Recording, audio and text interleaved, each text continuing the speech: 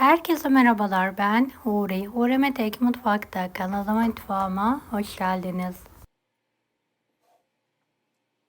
Tam kıvamında muhteşem bir reçel tarifi hazırlıyorum.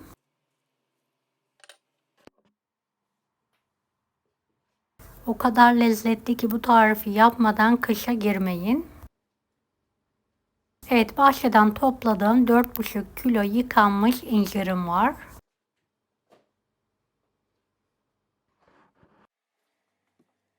İncirlerimi şöyle halka halka ince şekilde doğruyorum.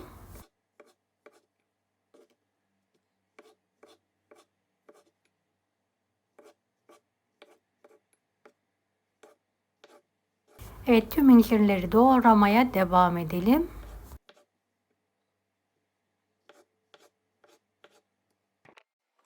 Şöyle geniş bir tencerenin içine alıyorum.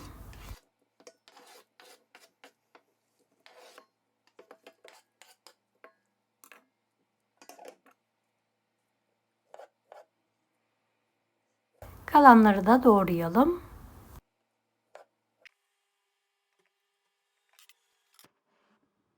Beni hangi ülkeden veya şehirden izliyorsunuz merak ediyorum. Yoruma yazarsanız sevinirim.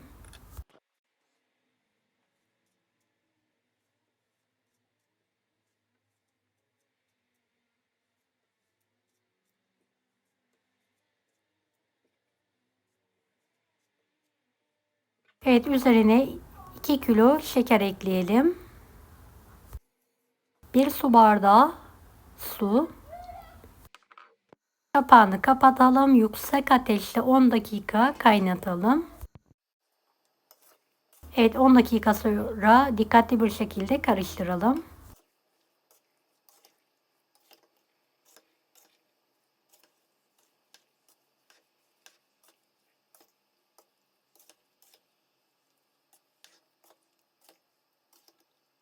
Evet, orta ateşte kaynatmaya bırakalım.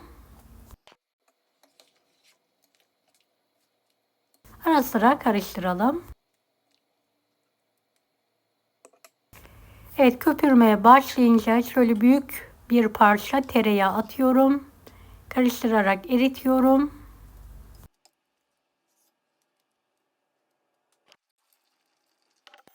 Evet, gördüğünüz gibi köpükleri hafif bir şekilde dağıldı. Bir tane kabuk tarçını ekliyorum. Bir tatlı kaşığı da limon tuzu.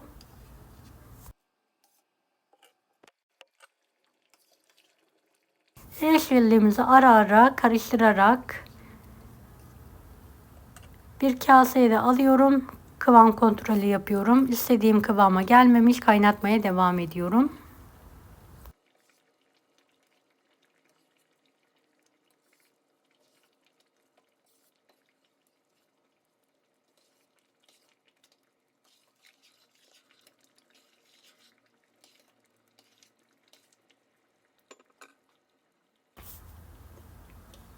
Evet, bazen orta ateşe bazen de yüksek olacak şekilde ayarladım. Dibi tutmaması için de ara ara karıştırıyorum. Tekrardan kıvam kontrolü yapıyorum. Evet, bu sefer istediğim kıvama gelmiş. Gördüğünüz gibi rengi de koyulaştı. Kabuk tarçını içinden alıyorum. Sıcakken kavanozlara dolduruyorum.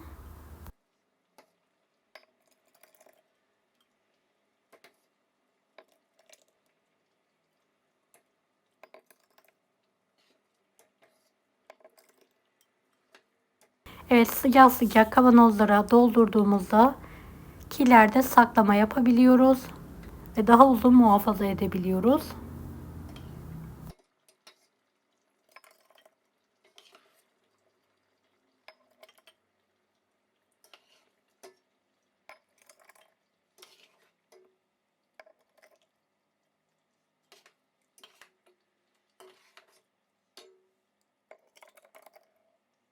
Evet, tüm kavanozları dolduruyorum.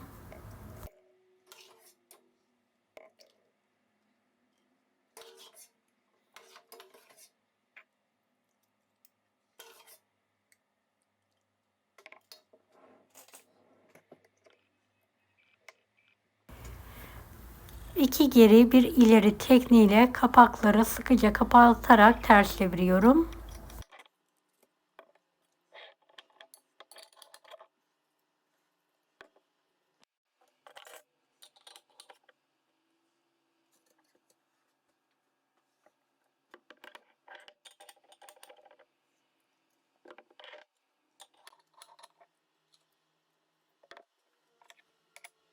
sofra bezi üzerine alarak sıkıca sarıyorum. Bir gün bu şekilde bekletiyorum.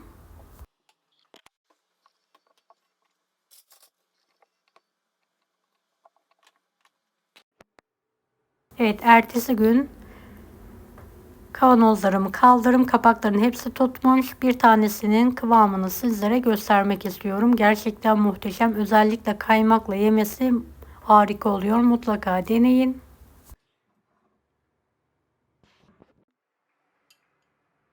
Deneyecek olan herkese şimdiden kolaylıklar dilerim. Allah'a emanet olun. Hoşça kalın.